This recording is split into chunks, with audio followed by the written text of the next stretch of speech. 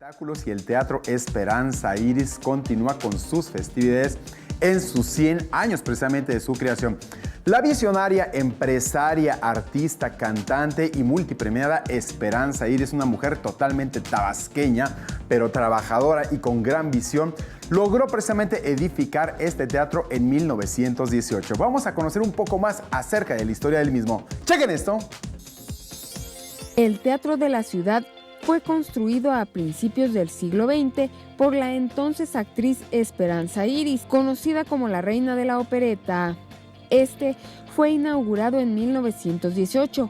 Algunas versiones apuntan que en ese terreno que ocupa la construcción actual se tenía como proyecto otro recinto teatral, al cual se le daría el nombre de Teatro Xicoténcatl. Dicho proyecto corrió a cargo de los arquitectos Federico Mariscal e Ignacio Capetillo y Servín. Esperanza Iris nació un 30 de marzo de 1888 y murió en 1962. Fue cantante, actriz y vedette.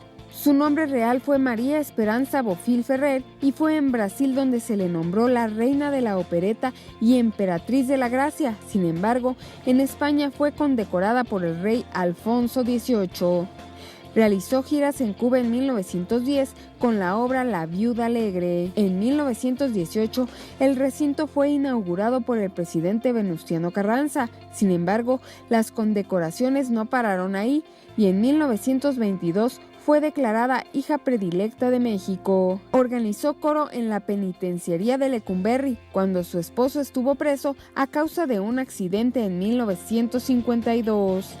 En dicho recinto se presentan alrededor de 180 espectáculos anuales y se han presentado desde el tenor italiano Enrique Caruso, Agustín Lara, Pedro Vargas y Toña la Negra, hasta los grandes de Loti. Dicho teatro le arrebató el protagonismo a Bellas Artes, pues el Palacio fue una de las obras que Porfirio Díaz no pudo terminar, ya que concluyó su edificación hasta 1934.